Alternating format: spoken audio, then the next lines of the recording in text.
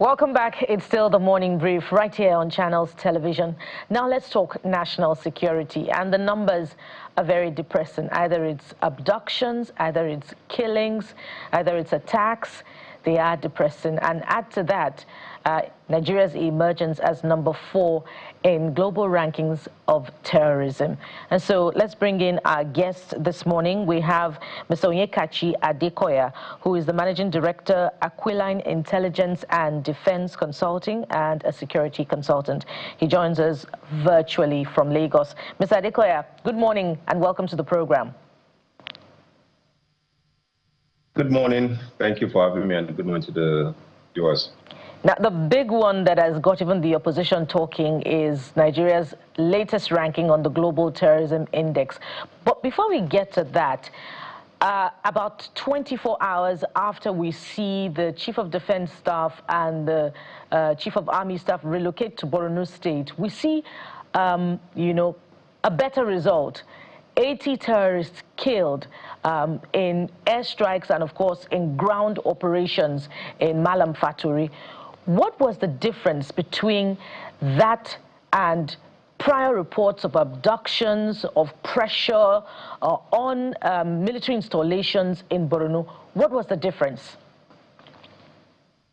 Well, there's not much difference, if you ask me, because we're not saying that because they relocated to Borno, therefore there's no more Boko Haram, or that Ansaro is no longer an issue in the northwest, or that we're not having flare-ups in the north central. I think it's more, you can look at it as titration. We're adjusting our approach to the conditions on ground and trying to find out what works within the context of our constraints. Remember that the military have some personnel constraints, equipment constraints, there's even a resource constraint. And so some of the fundamentals of war fighting has not changed. What may have changed is that command has shifted closer to where it may become a bit more effective, but this is a bit more symbolic. It doesn't address the fundamental flaws that we have in our posture on the ground. So you can have the Chief of Defense Staff, the morale is boosted, maybe there's some spare resources, they've mobilized, they've created a bit of a spearhead, they need to get ahead of the narrative. And so that's part of, propaganda can be positive or negative. So you say they moved on the ground, they killed 80 terrorists. What does that mean on the ground? It doesn't change anything fundamentally. The source of risk to Nigeria comes from the Lake Chad axis, from Mali, from Libya, from Chad, from Niger. What has changed? What has changed in their capability? Are we degrading their supply lines? Are we degrading their ability to recruit? Are we degrading even their financing structure? So what has changed on the ground? Have we surged troops numbers into the northeast? We used to have 3 divisions. We now have 2. Even the 2 divisions were thinned out because we had to expand operations in the north central. So what has changed fundamentally? The way we look at it is not much has changed on the ground. And I don't think we should get our hopes high, because some of the problems are beyond what the military themselves can fix alone. And you make a fair point here, because one continues to wonder the source of funding for the terrorists, how they get sophisticated weapons. But let's look at another root cause and probably reflect on what could be the approach to tackling it, which is the capacity of the terrorists to replicate their cells, and they're found in almost every part of the country now. The last time we had a conversation with you, you were quite forthright to tell us that it's only a matter of time before we see more numbers in the southwest, sadly so. So the question is, how are they replicating their cells throughout the country? What is the motivation? Well, for you, the motivation is very high. When you look at the transnational criminal network and the way they set up to pursue value, opportunity creates a thief, as they say.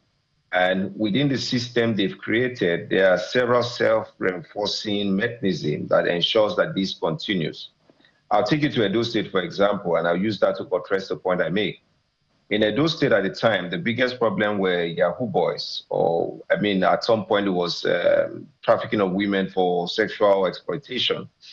And then that morphed into what you now find on the ground, where the Yahoo boys, G boys, in quotes and cultists, are now creating a linkage where they kidnap people, adopt them, and trade them over to the people in the bush. So now the dynamics is changing. Why is that happening? The risk to reward, favors a higher return. So the incentive to crime is very high because the reward element is very high. We cannot provide security in a vacuum. You see, in security, we talk about a concentric layering of approach. So when you look at layers upon layers, it's like an onion bulb. You peel out layers and layers, there's more. So what we have is that we are adjusting shape in hope. It's just a fire and pray approach. That's what we're doing. If the insurgency raises its head in the North Central, you hear the politicians say, we're sending troops, we've mobilized, we've done this, and then it raises its head at the Ray in Kaduna, and then we're pursuing, and then it raises its head somewhere in the Southwest, and then we're moving. It's clear tactics of asymmetrical warfare, where the nimble, flexible, agile, widely dispersed set of forces are able to pick and choose the domain and theater of engagement, because you don't want to confront the Nigerian army. The Nigerian army is a conventional army. You don't want to confront them head on. You must treat the static, regimented structure that we have and keep them guessing where the next attack will come from. So the reward is high. We're very flat-footed. Our military is greatly overstretched. Our criminal justice system is in a state of coma, basically. The judges are overloaded. The police is not coming to the party. And so when you have a country where the police is not coming to the party, the military can't do all the job. We've over-domesticated our military to a point. Look at what's happening on the global stage. The source of risk to Nigeria is coming clearly from Chad, Niger, and Mali. Time it was in Nigeria where we just simply move into Chad or move into Niger and create a buffer zone. Because we had the military means and the capability to do that, it was showing our own national defense and national security interests to achieve that. But what military do we have today that can project that force outside of our borders? And so all we have to do is to sit and play keep ball. We are waiting and dealing with the threat on the inside. And if you play defense, you know that this is a very, very, very dangerous position. You don't want the attacking team to come within your 18-yard box, because then anything can happen. So we have these cells within our different territories, with space, with place, with opportunity, and they are ravaging the communication lines, what we call supply communication lines to our troops. They are treating our numbers. Senior officers are dying, soldiers are dying every day, and they remain very flexible, nimble. They understand the topography. They are using terrain to their advantage, so they can hit and run and come back again. So overall, they collect tax. They tax the communities. Sometimes they tax them per head. They send random letters to people demanding for money. There's a lot of money that they are making, all because our security architecture, if there's a word like that, is at most a cake. We've carried a security system that was based on assumptions that we had in 1940s, 1960s, and we're now trying to deal with the hydra-headed, very nimble, very agile problems that we have in 2026. There's just no way we can keep up. And unfortunately, again, Geoffrey, unfortunately, again, we would come back and have this conversation. This is not the peak of the crisis. Sorry, go ahead. You just took the word out of my mouth. I have a series of questions. So we have not hit the crescendo in 2026. Is that what you're saying? Not yet. We're not there yet. Empirically, the data doesn't show we're there yet. Okay, let's talk about this, because you've made a very good point. And two questions in one I want to ask. You've talked about the fact that this is asymmetric. We have a conventional army.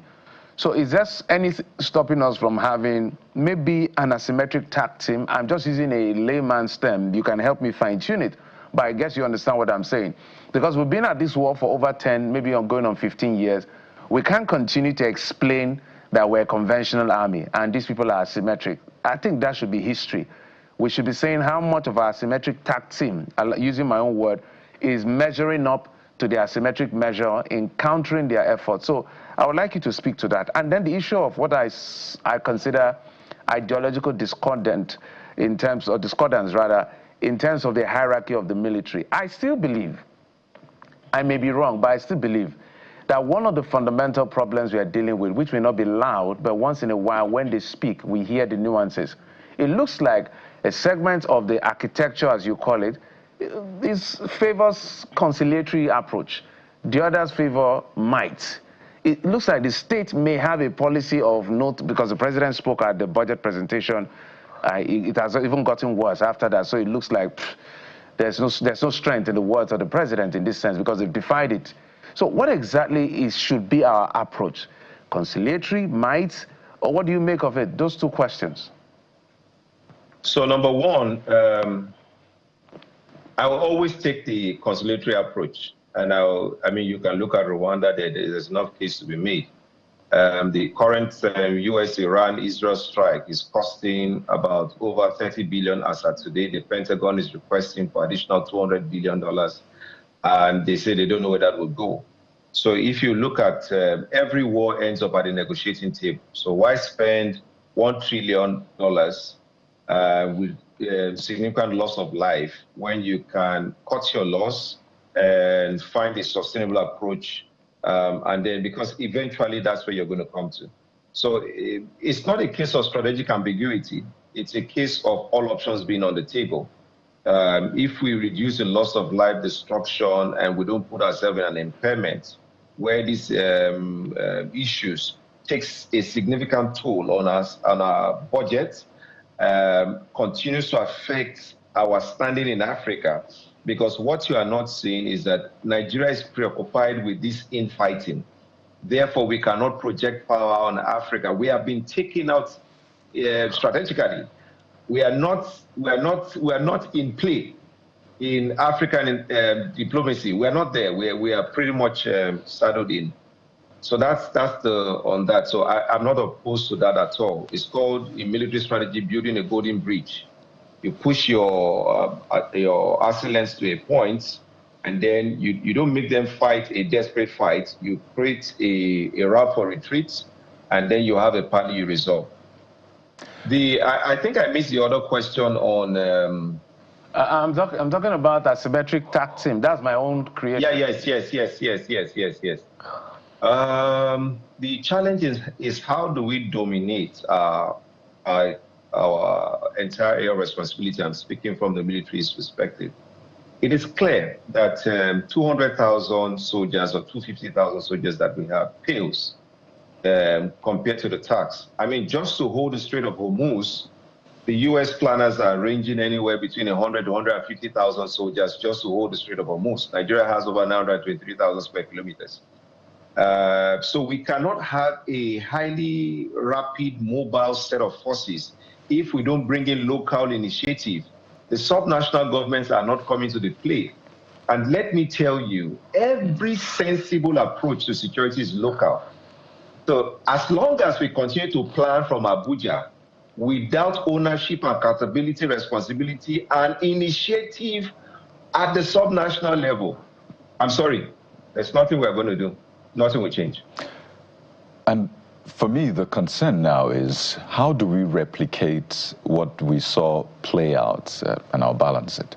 On Wednesday, Malam Fatori with the Joint Task Force Operation Hadinkai with air support and all of that, about 80 terrorists at least were said to have been killed in that onslaught. Now, it was said to be initially an attack, or meant to be an attack on the base, but of course, the military was able to turn that into an onslaught with the enemies recording at least 80 fatalities. So how can we replicate that? And not just in terms of waiting for them to come and then we repel them in that sense, but taking the battle to them consistently, because for a lot of people, this is a win and a testament to what can be done. Yeah, so, Kayode, what has happened is that the military high command has consolidated resources and created like what you call a fist to punch. But war fighting requires sustainability and endurance. And importantly, you need to have resource in depth. We lack the resource in depth to sustain this level of onslaught. Because if we could sustain this level of onslaught, then in the next 2 months, it should be Uhuru. Because it means that we would have the platforms and the redundancy in place to ensure consistent, persistent ISR. That's intelligence, surveillance, reconnaissance. And beyond persistent ISR, we will have the extra redundancy to achieve a saturation with reconnaissance attack capability, which means that as you are doing your recon, you have armed platforms that can strike the target's opportunity in near real time. So if you can achieve a saturation of the domain or the theater of war, then anything that moves, anything that takes a leak anywhere, anything that is emitting heat that you can pick up the signal, you can strike at it. But this is all for show. And again, the military has to be seen to be doing something because the CEC has given a directive. The clear question is in sustainability, endurance, and the logistics store-put. Do we have the latitude and the depth to sustain this onslaught in the next 3 months? That's what the military planner should answer. And from what we have seen, and based on budget allocation, we do not. We do not. So I'm saying that let's manage our expectations. Let's provide more support to the military because they do need more support. But importantly, local forces like the CJTF, if we had state police, that would have been fantastic, or local initiative can create blocking operations. We can evacuate civilians from certain areas. There's no harm in that. We must not hold territory. Declare state of emergency, evacuate civilians from certain areas where these people are gaining the operational brains to launch out attacks from. Condone all the areas with certain forces and unleash on them. And beyond that, to ensure that we don't have this incursion, we now need to create a buffer zone between Nigeria and some of these states from where this threat is coming from. If we're not able to do that, of course, with the current force structure that we have, we cannot. Then we're just window dressing and trying to manage the situation. Speaking of the budget, yesterday when we had that conversation on our sister political program with the senator from Borno State, he pointed to how the support from the air component also helped to make the difference in the neutralizing of the 80 terrorists yesterday, on Tuesday rather, in Borno State. Wednesday. And so where we have challenges in different theaters of war across the country in terms of insurgency and attacks, and we do not have night vision goggles for our troops, either on ground. We do not have armored personnel carrier in the measure that is required. We do not have enough Apache helicopters, and we're talking about a defense budget of 32 trillion naira over a couple of years. Is it justifiable when we also consider that in the latest budget we have over 12% dedicated to the budget? Tough question. And now I'm thinking about the Gulf War, how Iran had to work towards having some local defense capacity. There's corruption clearly in the acquisition of weapon systems, as we see in the case of Dasuki Gates and the rest. So if you say we spend 32 trillion buying what?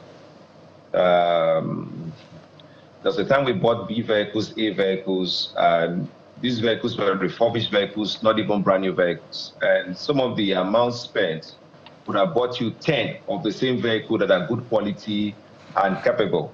There's a time they had a surge of equipment, and most of the MRAPs were breaking down.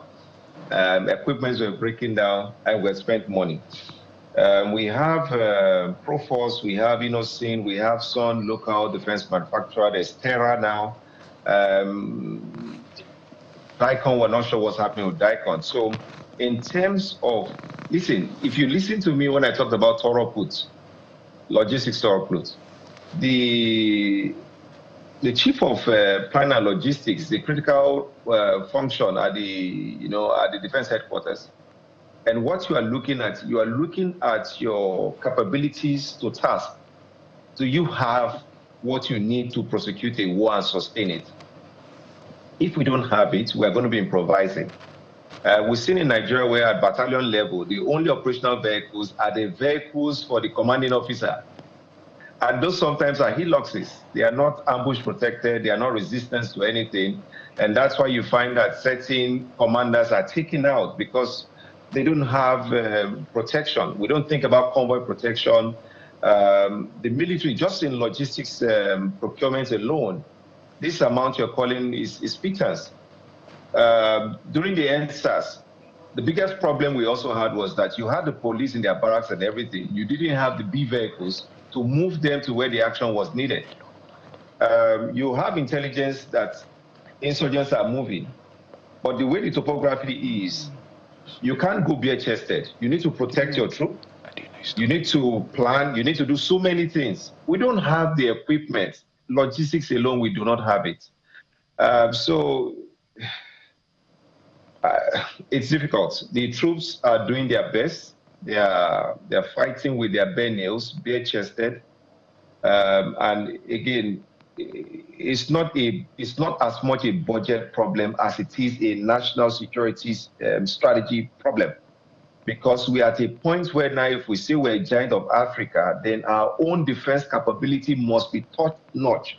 We must have enough excess to be able to export out. So we are not able to meet the needs of even a division in Nigeria in terms of what we can produce, let alone be able to produce for. So you're always going to import. The exchange rate is not in your favor. Once you convert to Naira, then you see the cost of the budget. Are you saying that that budget is inadequate, or it's the management of the budget that is the problem?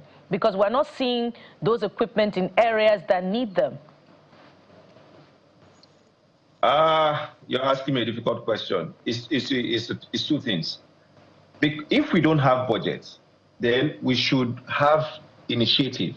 In 1986, Nigeria produced over 60 LB-2 aircrafts. In this country, we were poised to becoming aviation powers in Africa. 1986.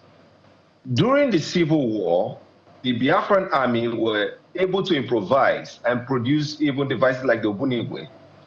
So if you don't have the budget, you should have common sense.